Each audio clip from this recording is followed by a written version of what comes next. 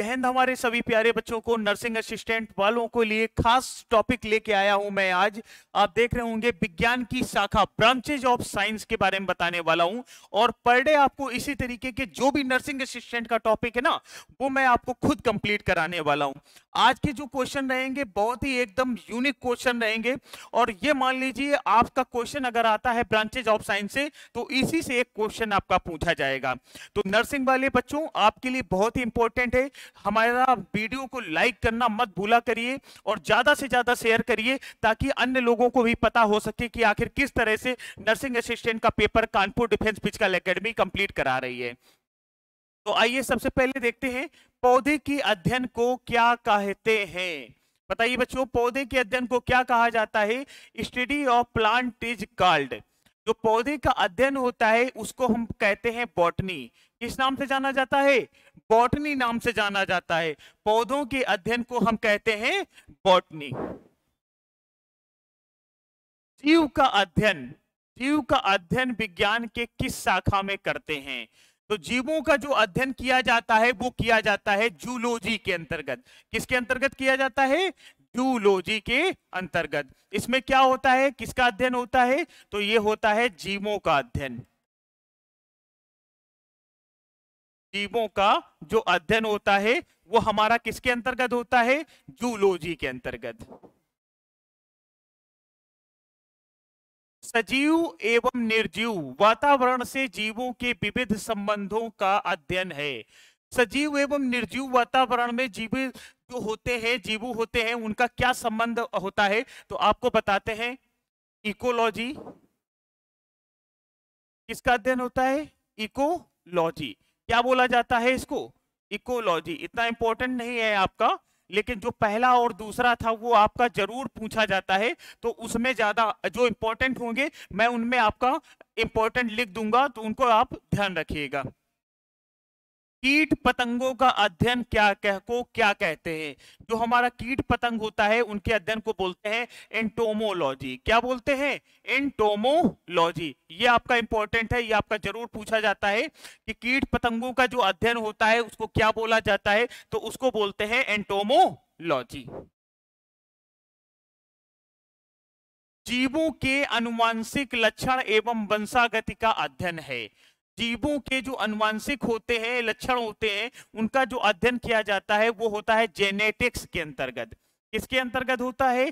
Genetics के अंतर्गत। तो ये भी बहुत ही इंपॉर्टेंट क्वेश्चन है आपका, याद रखिएगा कि जीवों के अनुवांशिक जो लक्षण होते हैं उनका जो अध्ययन होता है हम किसके अंतर्गत करते हैं? तो वो करते हैं जेनेटिक्स के द्वारा। इसके बाद देखिएगा, रुधिर रोगों का जो अध्ययन किया जाता है वो किसके अंतर्गत किया जाता है? तो वो होता है हमारा हेमेटोलॉजी। किसके अंतर्गत किया जाता है? तो हेमेटोलॉजी के अंतर्गत। मछलियों का अध्ययन, तो मछलियों का अध्ययन होता है वो किसके अंतर्गत होता है? तो मछलियों का जो अंतर होता है वो इक्थियोलॉजी होता है। क्या होता है इसका सही आंसर? इक्थियोलॉजी। बिल्कुल एकदम राइट आंसर है। पूछा जाता है, इंपॉर्टेंट है आपके लिए कि मछलियों का अध्ययन क्या कहलाता है? तो वो आपका कहलाता है इक्थियोलॉजी। इसके बाद आता है मछली पालन क्या कहलाता है? सभी जानते होंगे, गांवों में देहातों में अक्सर देखा जाता है, हर जगह जगह तालाब में क्या होता है? मछली पालन किया जाता है। तो उसको बोलते हैं पीसी कल्चर। क्या बोलते हैं? PC culture. इंपॉर्टेंट क्वेश्चन है बच्चा, इसको भी याद रखिएगा कि मछली पालन क्या कहलाता है आपका? वो कहलाता है पीसी कल्चर कहलाता है। शहद उत्पादन क्या कहलाता है? शहद उत्पादन, शहद आपने देखा होगा कि बहुत से जो प्लांट लगा लेते हैं, मधुमक्खी का पालन करते हैं वो लोग, और बड़े बड़े खेतों में डब्बे नुमा होता है उसको रख देते हैं, उन्हीं में डेली मक्खियां जाती हैं, उड़ती जाती हैं, और जो फूलों का जो रस होता है ला के उसी में बैठती हैं। तो उसको बोला जाता है एपी कल्चर। बहुत ही इंपॉर्टेंट है आपके लिए ये भी कि शहद उत्पादन क्या कहलाता है? तो उसको बोला जाता है एपी कल्चर। रेशम उत्पादन विज्ञान की किस शाखा के अंतर्गत करते हैं? बताइएगा बच्चों। रेशम का जो उत्पादन होता है वो होता है सेरीकल्चर।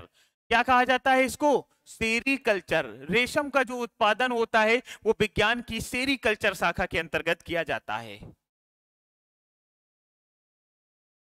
पेशियों का अध्ययन क्या कहलाता है? पेशियों का जो अध्ययन होता है उसको बोला जाता है मायोलॉजी। पेशियों के अध्ययन को बोला जाता है मायोलॉजी। दूसरा है तंत्रिका तंत्र। तंत्रिका तंत्र का विज्ञान क्या कहलाता है? तो तंत्रिका तंत्र का जो विज्ञान होता है उसको कहते हैं न्यूरोलॉजी। आपने देखा होगा ना, जैसे ही कोई प्रॉब्लम आई आपके शरीर में, भैया कोई न्यूरो का डॉक्टर बता दो, क्या कहा जाता है? कोई न्यूरो का डॉक्टर बता दो। तो उसी का अध्ययन जो होता है किसके अंतर्गत किया जाता है? न्यूरोलॉजी के अंतर्गत। कंकाल तंत्र हड्डी का अध्ययन कहलाता है। कंकाल तंत्र किसको कहते हैं? कंकाल तंत्र का जो अध्ययन किया जाता है वो होता है आपका ऑस्टियोलॉजी के अंतर्गत। किसके अंतर्गत होता है बच्चों? ऑस्टियोलॉजी। इसके अंतर्गत आपका कंकाल तंत्र का पूरा अध्ययन, जो भी हड्डी की समस्या होती है वो सब इसी के अंतर्गत आपकी की जाती है। दंत विज्ञान कहते नहीं भैया दांतों का डॉक्टर बता दो, तो वो कौन से होते हैं? ओडोंटोलॉजिस्ट होते हैं। कौन से होते हैं? ओडोंटोलॉजिस्ट। तो उसका जो अध्ययन किया जाता है वो किया जाता है ओडोंटोलॉजी। दांतों का जो अध्ययन होता है वो किसके अंतर्गत होता है? ओडोंटोलॉजी के अंतर्गत होता है।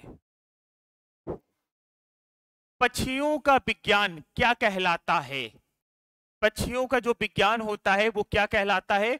तो वो होता है ऑर्निथोलॉजी। बहुत ही इंपॉर्टेंट क्वेश्चन है, पूछा जाता है पक्षियों का जो विज्ञान होता है वो क्या कहलाता है? तो ऑर्निथोलॉजी कहलाता है। सांपों का अध्ययन क्या कहलाता है? सांपों का जो अध्ययन होता है उसको बोलते हैं ऑफियोलॉजी। क्या बोला जाता है? ऑफियोलॉजी। जीवाश्मों का अध्ययन। जीवाश्म जो होते हैं पुराने, आपने देखा होगा पुराने 200 करोड़ वर्ष पुराने जीवाश्म होते हैं, वो भी मिल जाते हैं। मिलने के बाद बाकायदा उनका जो अध्ययन करते हैं हमारे वैज्ञानिक, उनको बोला जाता है पेलिएंटोलॉजी। क्या बोला जाता है? पेलिएंटोलॉजी। इंपॉर्टेंट है आपका, याद रखिएगा इसको भी आप लोग। इसके बाद आता है जीवाणु का अध्ययन। मोस्ट इंपॉर्टेंट है जीवाणुओं का अध्ययन आपके लिए। जीवाणुओं को अध्ययन को कहा जाता है, ये ऐसे होगा, जीवाणुओं के अध्ययन को कहा जाता है बैक्टीरियोलॉजी। आपसे पूछ दिया जाता है कौन से बैक्टीरिया से कौन सा रोग हो जाता है, जीवाणुओं से होने वाले रोग पूछ देगा। भाई दो ही रोग होते हैं, एक होता है बैक्टीरिया से होने वाले रोग, एक होते हैं वायरस से होने वाले रोग। तो जीवाणुओं का जो अध्ययन होता है उसको क्या बोला जाता है? बैक्टीरियोलॉजी। इसके बाद आता है कोशिकाओं का अध्ययन। बहुत इंपॉर्टेंट है आपका। कोशिकाओं के अध्ययन को कहा जाता है साइटोलॉजी। क्या कहते हैं बच्चों इसको? साइटोलॉजी। तो कोशिकाओं का जो अध्ययन होता है वो हमारा कहलाता है साइटोलॉजी। वृक्ष की आयु का निर्धारण करते हैं। वृक्ष की जो आयु होती है उसका निर्धारण करते हैं वार्षिक वलय को गिनकर। किसको गिनकर करते हैं? वार्षिक वलय को गिनकर किसका निर्धारण किया जाता है? ये किया जाता है वृक्ष की आयु का। वृक्ष की आयु का जो निर्धारण होता है वो आपका होता है वार्षिक वलय को गिनकर। सजावटी पुष्पों का संवर्धन एवं अध्ययन को क्या कहते हैं? आपने देखा होगा कि सजावट में आजकल क्या होता है, आर्टिफिशियल भी आपने देखा होगा, कहीं भी शादी समारोह होता है तो पूरा उसी से आर्टिफिशियल फूलों से ही सजा देते हैं। तो उसी के जो अध्ययन को कहा जाता है वो कहा जाता है फ्लोरिकल्चर। क्या कहा जाता है? फ्लोरिकल्चर। फलों का अध्ययन। फलों का अध्ययन क्या कहलाता है? मोस्ट इंपॉर्टेंट क्वेश्चन है आपका। फलों के अध्ययन को बोला जाता है पोमोलॉजी। फलों के अध्ययन को हम क्या कहते हैं? पोमोलॉजी। आपने बच्चों अगर ये पढ़ लिए तो समझो आपका एक भी अध्ययन का क्वेश्चन आपका बाहर नहीं जाएगा, मेरा वादा है। और मैं जिसमें इंपॉर्टेंट आपको बता रहा हूं आप गांठ बांध लीजिए, वो आप अंडरलाइन करके नोट कर लीजिएगा, वही आपका क्वेश्चन पेपर पे आएगा। ऊतकों का अध्ययन क्या कहलाता है? हिस्टोलॉजी। ऊतकों के अध्ययन को कहा जाता है हिस्टोलॉजी। मृदा का अध्ययन क्या कहलाता है? मृदा के अध्ययन को कहा जाता है पेडोलॉजी। इंपॉर्टेंट है आपका। मृदा के अध्ययन को क्या कहा जाता है? पेडोलॉजी कहा जाता है। शैवाल का विज्ञान क्या कहलाता है? शैवाल के विज्ञान को कहते हैं फाइलोलॉजी। क्या कहते हैं? फाइकोलॉजी कहते हैं। ये फाइको होना चाहिए यहाँ पे। तो शैवाल का जो विज्ञान होता है उसको बोला जाता है फाइकोलॉजी। फल, सब्जी एवं उद्यान पादपों का संवर्धन अध्ययन क्या कहलाता है? फल भी हो, सब्जी भी हो एवं उद्यान भी हो, उन सभी को जब समृद्ध कर दें तो उसको बोला जाता है हॉर्टिकल्चर। क्या बोला जाता है? हॉर्टिकल्चर। मोस्ट इंपॉर्टेंट है, आपका क्वेश्चन पूछा जा सकता है कि फलों, सब्जी एवं उद्यान के अध्ययन को क्या कहा जाता है? तो उसको कहा जाता है आपका हॉर्टिकल्चर। फिर आता है आपका कृत्रिम जीन का निर्माण एवं स्थानांतरण का अध्ययन क्या कहलाता है? उसको बोलते हैं जेनेटिक इंजीनियरिंग। क्या बोलते हैं बच्चों? Genetic engineering. पिता का निर्धारण किसी बच्चे के किस शाखा विज्ञान में करते हैं? वो करते हैं डीएनए के द्वारा। आपने देखा होगा कभी कभी क्या होता है, बच्चे खो गए, अब वो बचपन में खो गया है, अब भाई कैसे पता चले कि ये किसका बच्चा है? तो वो जो विधि होती है उसको बोलते हैं डीएनए। उससे पता लगाया जाता है कि ये बच्चा वास्तविक में उसी का है या नहीं है। या बहुत ज्यादा कोई हो गया बाद में संपत्ति में कहने लगा नहीं मैं तो आप ही का हुआ हूं, तो जब आप ऐसा कर दोगे तो फिर क्या होता है? फिर आपकी क्या होती है? जांच डीएनए होती है, जिससे आपका पता चल जाता है कि आपका बेटा है या नहीं है। तो वो जो विधि होती है डीएनए फिंगर प्रिंटिंग होती है। अनुवांशिकता का विज्ञान क्या कहलाता है? तो अनुवांशिकता के विज्ञान को क्या कहते हैं? जेनेटिक्स कहते हैं। मोस्ट इंपॉर्टेंट क्वेश्चन है आपका, अनुवांशिकता का विज्ञान आपका क्या कहलाता है? उसको बोलते हैं जेनेटिक्स। तो ये थी बच्चों हमारी आज की पूरी पीडीएफ जो कि हमने आपको साइंस पे करके बताया है। और तो ये थे 29 क्वेश्चन जो कि मोस्ट इंपॉर्टेंट क्वेश्चन है। आप इनको बार बार दोहरा लीजिएगा, मैं वादा करता हूं आपका एक भी क्वेश्चन इससे आपका बाहर नहीं जाएगा, ये मेरा वादा है। तो मैं आपको इसी तरह पूरी बायोलॉजी जो भी नर्सिंग असिस्टेंट में आने वाली है मैं आपको प्रतिदिन आपको एक सेट कराता रहूंगा। तो आप हमारे चैनल को सब्सक्राइब कर लीजिए, ज्यादा से ज्यादा शेयर करिए ताकि जो बच्चे हमारे तैयारी नहीं कर पा रहे हैं वो घर में बैठ के तैयारी कर सकें। जय हिंद, जय भारत।